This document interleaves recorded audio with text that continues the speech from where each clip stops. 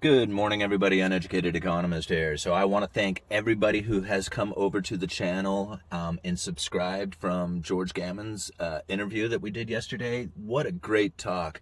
It's funny, when I talk with George Gammon, I don't feel like I'm being interviewed. I just feel like I'm just having a regular conversation with the guy. And that's awesome because, George has been really supportive of the channel. When I first saw George's channel, he had just started it, just fired it up. I think it was maybe even a month old at the time.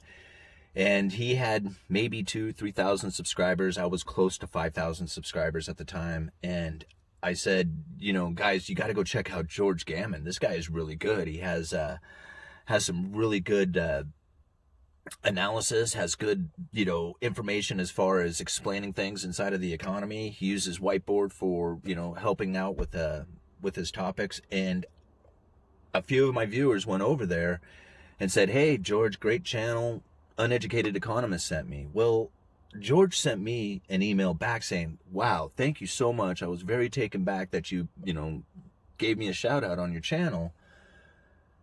How about I have my guys, some of my crew help you out with your channel, kind of get it cleaned up and, tell you what you need to do in order to make it look a little bit more presentable." And before that, I didn't have any banners. I didn't have, I still don't use thumbnails. I did try thumbnails out for a little while.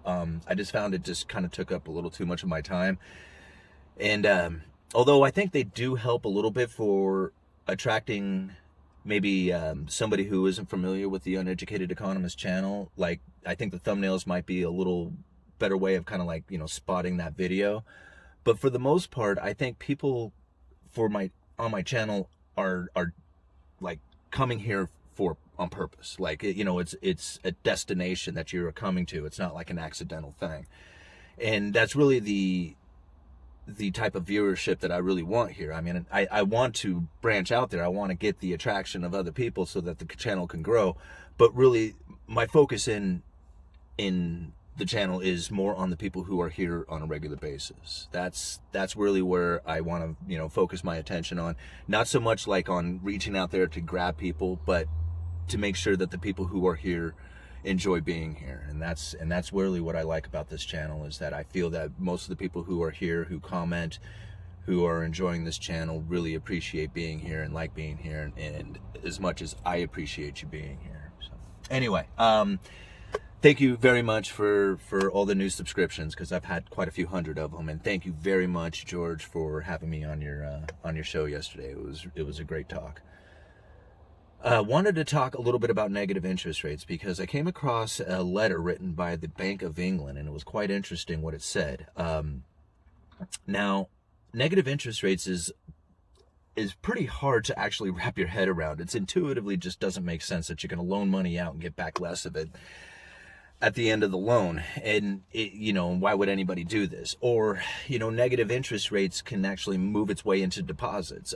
They found their way into bank deposits of the average person over in the Eurozone area, but it's for people who have a lot of money. It's not like the average person who has like just enough to cover their bills for the month. It's more for like the negative interest rates are applying to people who have like $100,000 or more in their bank account. It's also found its way into some adjustable rate mortgages, like over in Denmark. There was a moment there where some of the adjustable rates had actually dipped down into negative territory, where the people who had taken out a loan for their mortgage, they don't actually get paid to take out the loan, although from the bank's perspective, that's probably what it feels like. What it means is that the principal payment, you make less than that. So like, if you have a loan and the principal payment's $1,000, well, when it goes negative interest rates, you may only have to pay $990. You see what I'm getting at? So from the bank's perspective, you're getting paid to take out a loan, but really what it is that you have to pay back less than what you have borrowed. And that has occurred, like I said, over in Denmark. Now, the idea that negative interest rates are going to go across the board, like everything will go negative, like all bonds will go negative, all bank accounts will go negative, all mortgages go negative, to try and fathom that kind of like environment is really difficult. Because to think that you're gonna buy a house, and if you pay that house off early, you're gonna be punished for that. You'll have to pay back more, and the longer it goes out there, the less you'll have to pay. That doesn't make sense. It just, like, the whole idea doesn't seem to be intuitively correct at all. But something interesting from this letter, and I'll leave a link down in the description for you guys for this thing. Now, the interesting thing about this letter is that it's basically saying, check your system. It's the Bank of England telling all the banks out there, like everybody who's, a financial institution, check your systems to see if it can actually do negative interest rates or have negative accounts. Like, can your systems actually function with this?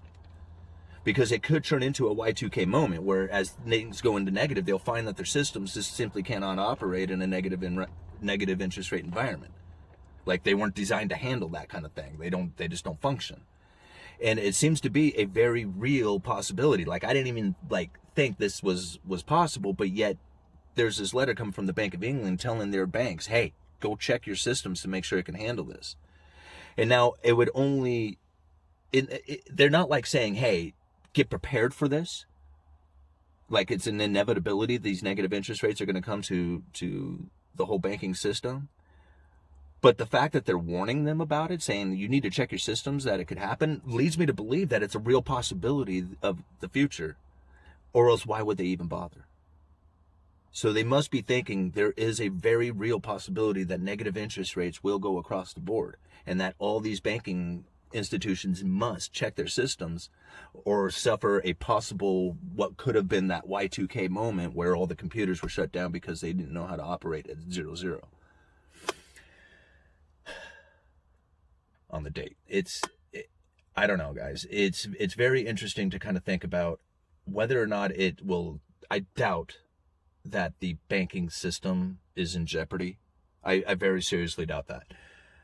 But what I find interesting is that the bank is telling other banks, they're warning them essentially. It's just like, you should be prepared for negative interest rates just in case. And I just to me, when I read that, I think, man, that's like almost like feeling like there's a strong possibility, almost like an inevitability of it coming. And it certainly seems to be that way. With all the money printing, with all the talk of stimulus, with all the talk of not tightening, except for China. China is the only one who's really talking about tightening.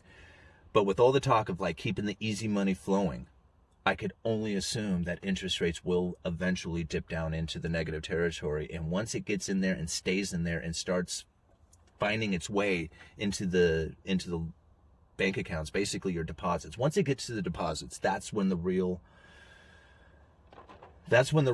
damage should begin, because people will start pulling their cash and trying to hold on to cash. So I just don't feel that negative interest rates are even going to be remotely possible so long as cash is in the system. That's why I feel like this warning is more of this a heads up, and not it feels like there's an inevitability at some point out there in the future, but not in the near future. I guess that's what I should be kind of clarifying on that. Anyhow, I'm going to leave a link down in the description. Sorry, I kind of rambled on there a little bit, but it's an interesting topic, and I would love to get you guys' view on this one. Uneducated Economist, you guys let me know.